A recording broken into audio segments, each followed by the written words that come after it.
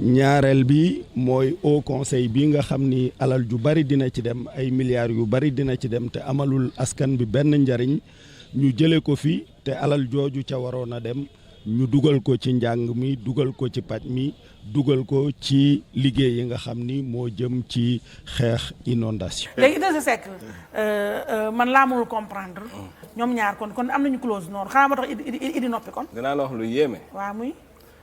Idrissa Seck ak Macky Sall. réeroo wuñu. Cheikh yow nga ne lan. réeroo wuñu c'est-à-dire que. yi temps nii. depuis lendemain élection présidentielle ba léegi. waaw réeroo wuñu. kon ñu ngi waxtaan nice. waaw est-ce que sax teraanga doxul seen diggante damay laaj rek nag est-ce que sax teraanga doxul seen diggante. Ministre Idrissa Seck, opposant critique du régime de Macky Sall, a été nommé dimanche 1er novembre 2020 président du Conseil économique, social et environnemental. Arrivé en deuxième lors de la dernière présidentielle du 24 février 2019, il remplace Aminata Touré, limogé mercredi dernier. Après une analyse lucide et sereine du contexte international, du contexte africain, sous-régional et national, la nécessité nous est clairement apparue de répondre positivement à l'appel du président de la République. Idrissa Seck vient, selon l'opinion publique, d'abandonner le combat et semble infliger une grande honte à ses sympathisants en rejoignant la majorité présidentielle. Il justifie son acte par le souci d'une union de l'ensemble des forces vives de la nation pour mieux faire face aux défis du moment. Je respecte leur intelligence et leurs analyses, mais je n'ai pas choisi ce chemin-là. J'ai choisi le chemin d'une implication directe et personnelle pour participer aux efforts qui nous incombent à tous pour redresser la situation de notre pays. Quand je suis allé récemment à la Mecque, j'ai été reçu par un des imams de la mosquée et je lui ai posé une question. Je lui ai dit, mais Dieu dans le Coran ne parle pas de Makka, hein? Il parle de Baka. Et Baka renvoie étymologiquement aux pleurs. Alors pourquoi est-ce qu'on penserait que le lieu de pèlerinage serait ici et pas à Jérusalem?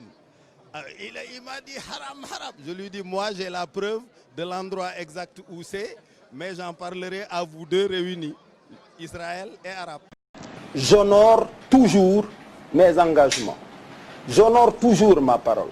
Vous savez, Dieu s'interroge dans le Coran. Il dit, ô vous qui croyez, pourquoi dites-vous ce que vous ne faites pas? يا أيها الذين آمنوا لم تقولون ما لا تفعلون. Ô vous qui avez cru, pourquoi dites-vous ce que vous ne faites pas? C'est une énorme abomination auprès d'Allah que de dire ce que vous ne faites pas. كبر مقتا عند الله أن تقولوا ما لا تفعلون.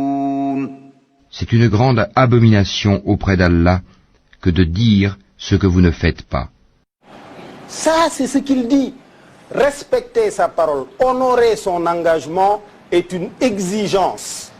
Le président s'est engagé, il doit honorer sa parole.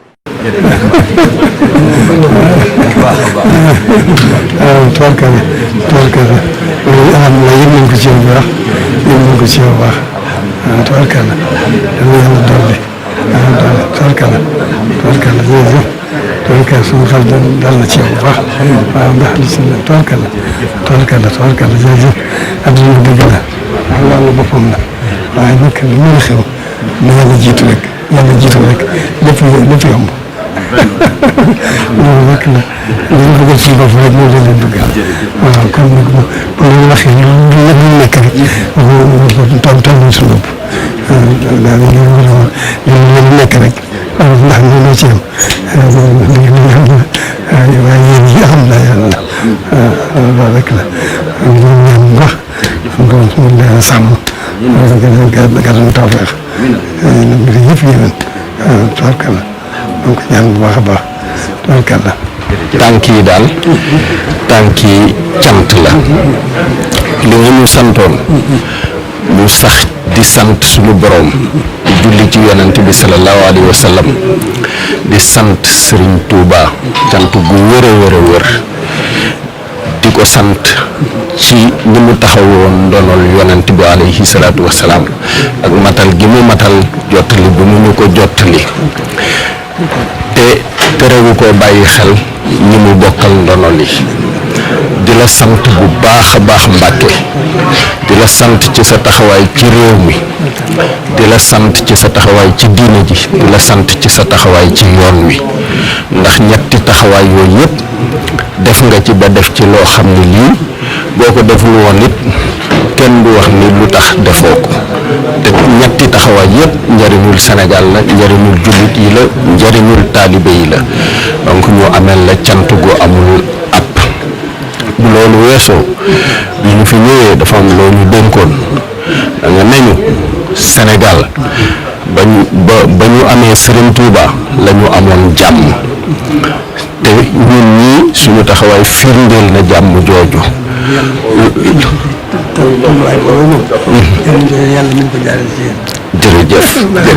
jërëjëf Mbacke loolu nag fa suñu yéene def dara wala wax dara luy waroo kàddu yooyu incha allah Mbacke jërëjëf Mbacke alhamdulilah incha allah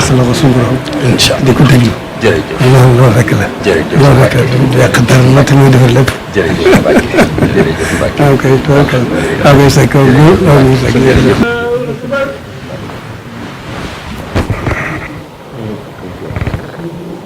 amiin sëñ Touba sëñ Mountakha yàlla na fi yàgg te wér. amiin sëñ Touba sëñ Mountakha yàlla na fi yàgg te wér.